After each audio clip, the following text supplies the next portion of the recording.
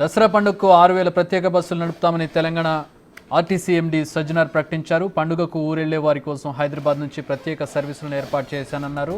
IT corridor ఉద్యోగుల సౌకర్యార్థం ORR మీదుగా విజయవాడ, బెంగళూరు రూట్లలో స్పెషల్ సర్వీసులు నడుపుతున్నామన్నారు. MGBS, JBS, LB Nagar, Uppal, Aramghar, Santosh Nagar, KPHB తదితర ప్రాంతాల నుంచి స్పెషల్ సర్వీసులు ఏర్పాటు చేశామని వెల్లడించారు. ఇక కరీంనగర్, నిజామాబాద్ రూట్లో ఎలక్ట్రిక్ సూపర్ లగ్జరీ బస్సులు నడిపిస్తున్నామని ఆయన చెప్పారు.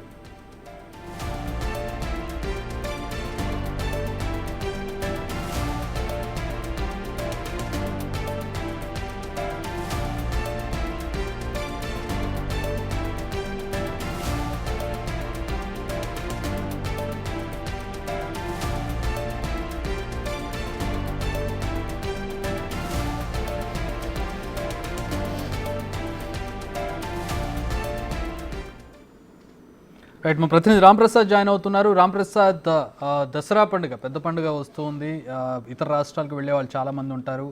దీన్ని ప్రైవేట్ బస్సులు లూటీ చేస్తూ ఉంటాయి. 6,000, 7,000 టికెట్ పెట్టి అమ్మినటువంటి రోజులు ఉన్నాయి. సో ఏంటి, ఎట్లాంటి ఆల్టర్నేట్ ఏర్పాట్లు చేస్తూ ఉన్నారు? బస్సులకి సంబంధించి ఎట్లాంటి నిర్ణయం తీసుకున్నారు?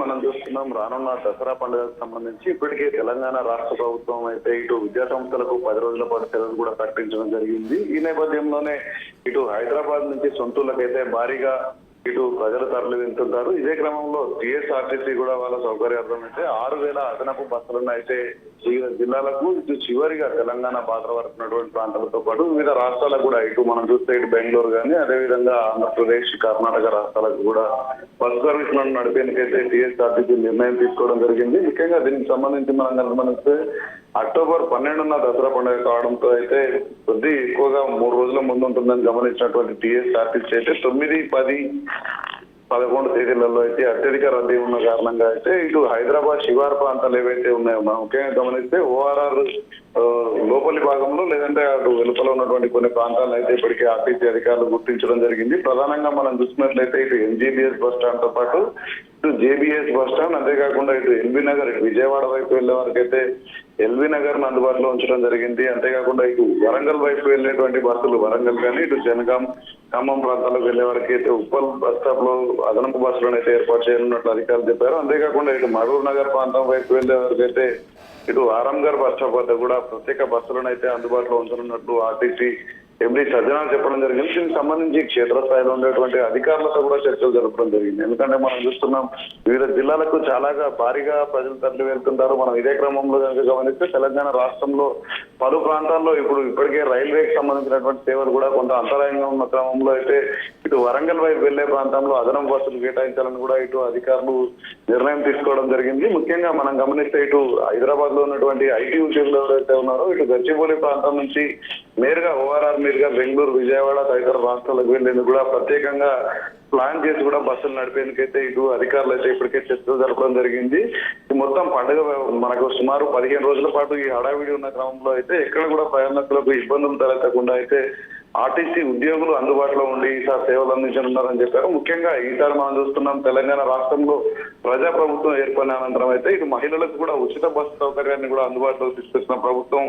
ముఖ్యంగా మహిళా ప్రయాణికులకు ఎక్కడ కూడా ఇబ్బంది తలెత్తకుండా వారికైతే అధికారులు అయితే అందుబాటులో ఉండి సేవలు అందించాలంటే కూడా ఆర్టీసీ ఎండీ సజ్జనార్ అయితే వారికి చెప్పడం జరిగింది. అంతేకాకుండా మనం చూస్తున్నాం, ప్రధానంగా ఇటు కరీంనగర్, నిజామాబాద్ మార్గాల్లో అయితే ఎలక్ట్రిక్ సూపర్ లగ్జరీ బస్సులను కూడా ఇటీవల రాష్ట్ర ప్రభుత్వం, రాష్ట్ర రవాణా శాఖ మంత్రి పొన్నం ప్రభాకర్ కూడా ప్రారంభించడం జరిగింది. వాటిని కూడా అందుబాటులోకి తీసుకొచ్చినట్లయితే ఇక్కడికి అధికారులు చెప్తా ఉన్నారు. ప్రధానంగా ఇప్పుడు మొత్తం పండుగ అంతా కూడా ముగిసేపటికి కూడా ఎక్కడగా వాళ్ళు వెళ్లడంతో పాటు తిరిగి మళ్ళీ హైదరాబాద్ చేరుకునేంత వరకు కూడా ఆర్టీసీ బస్సులు అనేవి కొనసాగిస్తామని, అంతేకాకుండా ఇటు ఆర్టీసీకి సంబంధించి అయితే ఇటు పోలీసు, రవాణా, మున్సిపల్ అధికారులు అందరూ కూడా సమన్వయం చేసుకుంటూ పండుగకు ఇటు గ్రామాలకు వెళ్లేటువంటి ప్రజలందరికీ కూడా ఆర్టీసీ సేవలు అందించబోతుందని చెప్తున్నారు. ముఖ్యంగా ఎవరైనా వేరే ప్రాంతాలకు వెళ్ళడానికి ఇటు టీఎస్ఆర్టీసీకి సంబంధించినటువంటి ప్రత్యేక వెబ్సైట్ లో కూడా టికెట్స్ బుక్ చేసుకునేటువంటి అవకాశాన్ని అయితే ఇటు ఆర్టీసీ ఎండీ సజ్జనార్ చెప్పడం జరిగింది.